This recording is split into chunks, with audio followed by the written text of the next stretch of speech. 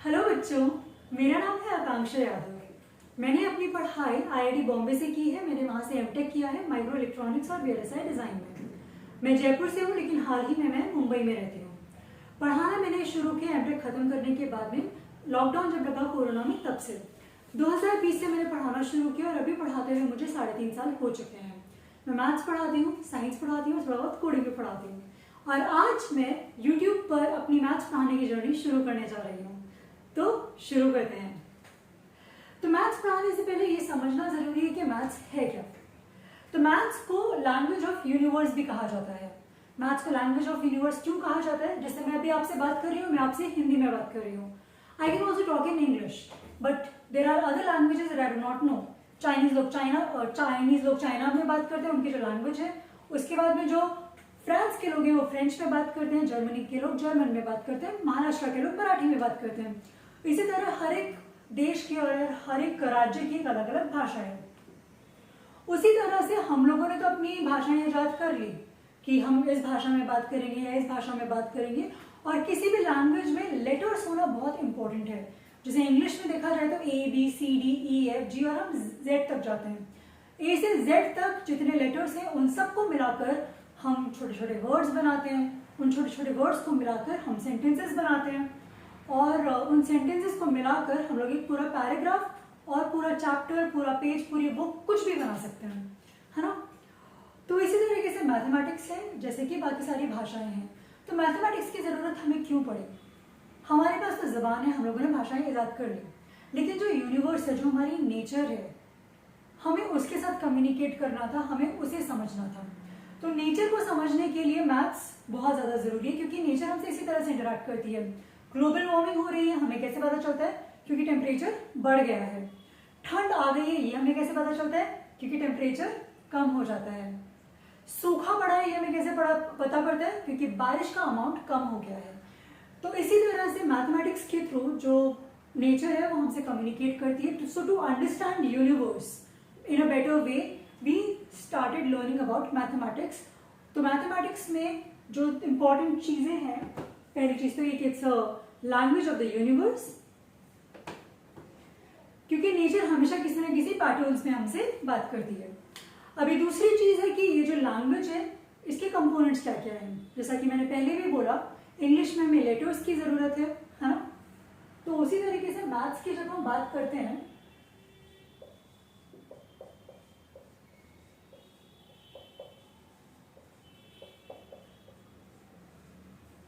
Mathematics लिख देते हैं बोर्ड पे, लैंग्वेज ऑफ यूनिवर्स। ये प्रकृति की भाषा है। तो लैंग्वेज में दो चीजें जरूरी होती हैं जब आप पढ़ना शुरू करते हैं। एक तो लेटर्स, जिनसे वो मिलकर बना है, जिन्हें हम सिंबल्स भी बोलते हैं। तो मैथ्स में कम्युनिकेट करने का जरिया है नंबर्स।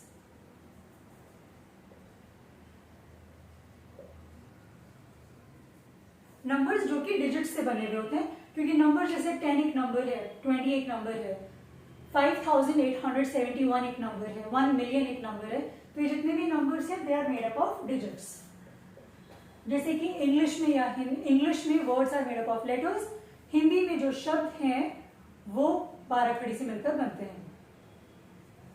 हाँ, numbers are made up of digits.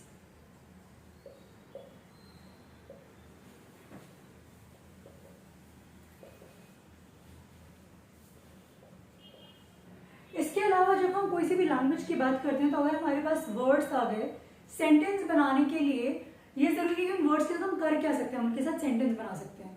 इसी तरह से हमारे पास नंबर्स तो आ गए, बट हम उन नंबर्स के साथ कर क्या सकते हैं? How can we operate with the numbers? तो नंबर्स को हम जोड़ सकते हैं, है ना, उन्हें हम सब्ट्रैक्ट कर सकते हैं। जोड़ के वो और ज्यादा बड़ा नंबर बन जाएगा। उनको सब्ट्रैक्ट करेंगे यानी कि घटाएंगे तो वो और छोटा नंबर बन जाएगा। मल्टीप्लाई कर सकते हैं, डिवाइड कर सकते हैं। तो बेसिकली हमारे पास ये 4 ऑपरेशंस होते हैं: एडिशन, सब्ट्रैक्शन, मल्टीप्लिकेशन, डिवीजन। और रिपीटेड मल्टीप्लिकेशन को ही हम एक्सपोनेंट या पावर बोलते हैं।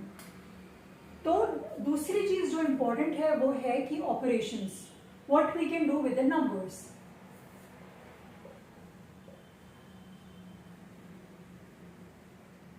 तो ऑपरेशंस विद नंबर्स। और ऑपरेशन विद नंबर्स की जब हम बात करते हैं तो एडिशन,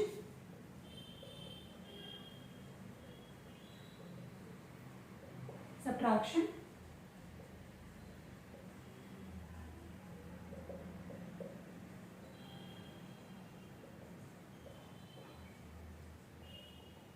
मल्टीप्लिकेशन,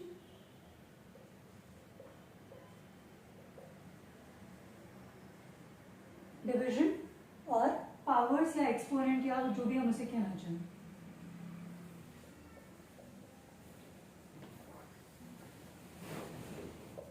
ऑर्डर भी कहा जाता है इसे, कुछ देशों में, अलग अलग देशों में अलग अलग नाम दिए गए हैं, है ना। तो ये हो गया ऑपरेशंस विद नंबर्स।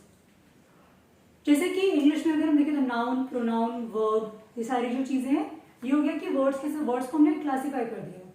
अभी जो तीसरी चीज है ये ऑपरेशंस पे है कि नंबर्स के साथ हम ये ऑपरेशंस कर सकते हैं।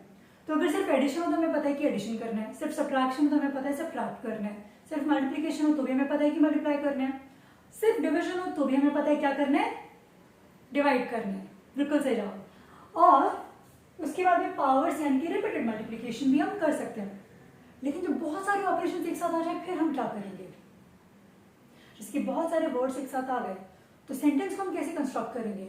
अब मैं ये अगर ये बोलूं कि go eating I my parents with, किसी को समझ में नहीं आएगा कि इस सेंटेंस का क्या मतलब है। इसीलिए जैसे ग्रामर होती है किसी भी भाषा की, वैसे मैथ्स की ग्रामर है ऑर्डर ऑफ ऑपरेशंस, क्योंकि ये बहुत जरूरी है कि पहले आप कौन सा ऑपरेशन परफॉर्म करेंगे। तो order of operations is like, जो digits are like letters, operations with numbers is, हाँ तो ये सारी चीजें हो गई। और फिर order of operations is like grammar of mathematics.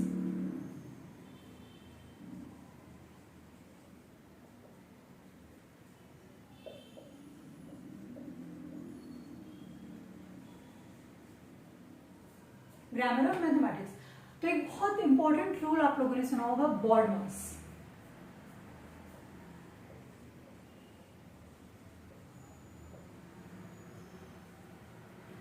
तो आपको जब भी बहुत सारे ऑपरेशंस एक साथ आ गए हैं तो यू आर कंफ्यूज कि अब मैं क्या करूं, पहले किसको ऑपरेट करूं, पहले कौन से दो नंबर का ऑपरेशन करूं, पहले सब्ट्रैक्शन करूं या पहले एडिशन करूं या पहले डिवीजन करूं या मल्टीप्लिकेशन करूं या पहले ब्रैकेट सॉल्व करूं? तो उसका जवाब है बॉडमास। बॉडमास में क्या है, पहले ब्रैकेट को सॉल्व करना है, फिर ओ का मतलब यही पावर, ऑर्डर, एक्सपोनेंट, ऑफ, इसको सॉल्व करना है। डी का मतलब डिवीजन, एम का मतलब मल्टीप्लिकेशन, ए का मतलब एडिशन, एस का मतलब सब्ट्रैक्शन। तो ये एक बार देख लेते हैं। बी का मतलब है ब्रैकेट,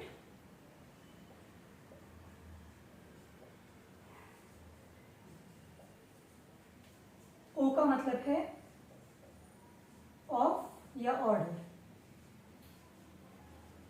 तो इसके दोनों मतलब है ऑफ, ऑर्डर। डी का मतलब है डिवीजन,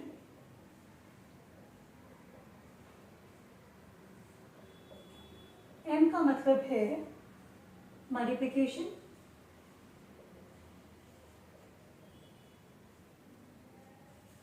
ए का मतलब है एडिशन और एस का मतलब है सब्ट्रैक्शन,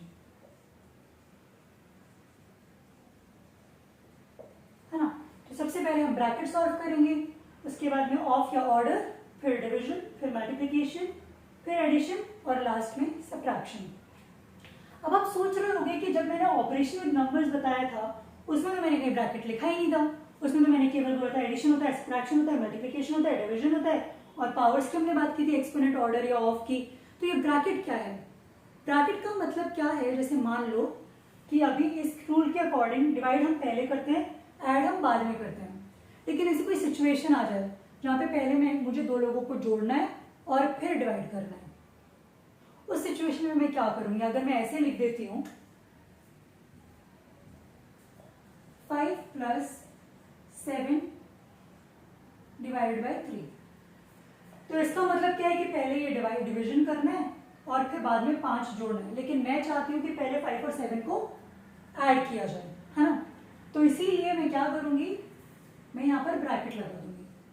तो ये ब्रैकेट ये बताता है कि सबसे पहले आप ना ऐड करो, उसके बाद में डिवाइड करो। तो ब्रैकेट क्या करता है, अगर आपने जहां पे भी ब्रैकेट लगा दिया तो उसके अंदर जो ऑपरेशन है वो आपको पहले करना है। समझ में आया? तो अगर मुझे पहले एडिशन करना है डिवीजन से, तो फिर मैं एडिशन के आगे ब्रैकेट लगा दूंगी। तो अभी प्रायोरिटी चेंज हो गई।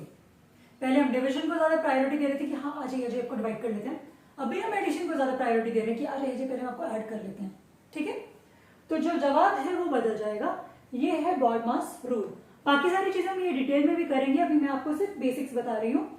तो अभी जो है ये जो सारी चीजें हैं, number, operation with number, order of operations, ये सब मिलके हमारा बनाती है number system.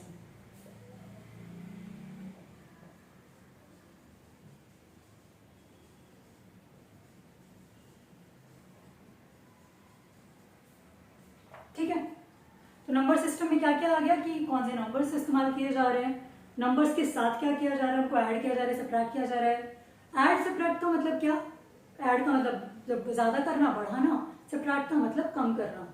Multiplication repeated addition है कि बार बार ऐड करते जा रहे हो, बार बार बढ़ाते जा रहे हो। डिविजन का मतलब क्या है, रिपीटेड सबट्रैक्शन, क्या बार बार उसे कम करते जा रहे हो। उसके बाद में पावर का मतलब क्या है, रिपीटेड मल्टीप्लिकेशन, क्या बार बार मल्टीप्लाई करते जा रहे हो। ठीक है, बट इन जनरल आप देखोगे तो दो ही चीजें हो रही हैं, या तो वैल्यू बढ़ेगी, या तो वैल्यू सेम रहेगी, या तो वैल्यू कम हो जाएगी। ठीक है, अब हम डिटेल में पढ़ेंगे नंबर सिस्टम।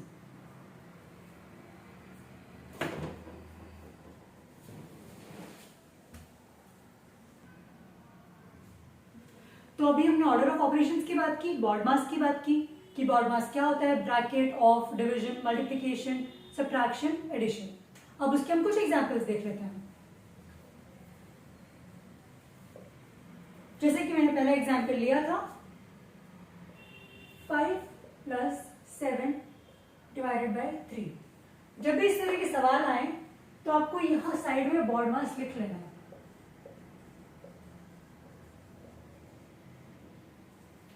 ठीक है, और चाहो तो आप ये सिंबल्स भी बना सकते हो।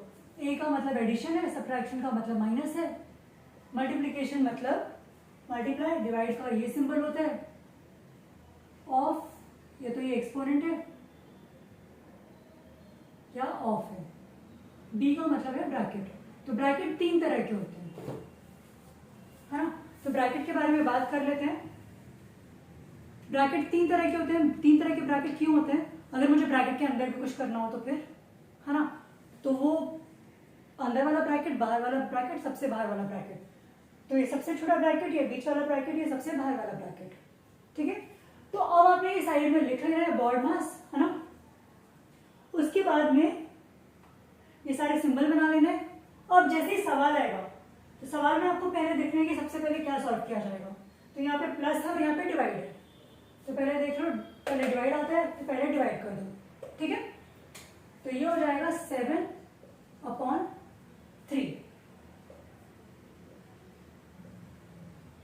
और ये 5 + 7/3 हो गया, है ना। तो ये फ्रैक्शंस में हम देखेंगे कि इसको कैसे ऐड करते हैं। जिनको फ्रैक्शंस आते हैं वो लोग इसे सॉल्व कर सकते हैं, वो मैं बता देती हूँ। जिनको नहीं आते हैं वो टेंशन ना लें, आगे चल के हम फ्रैक्शंस की बात करेंगे।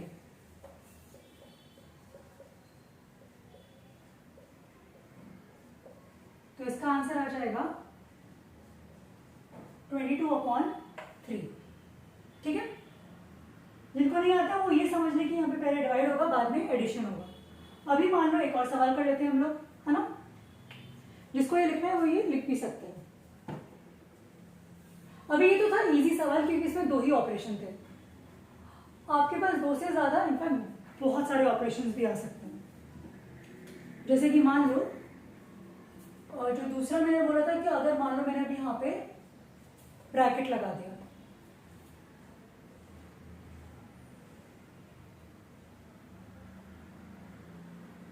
/3 ही रखते हैं, है ना।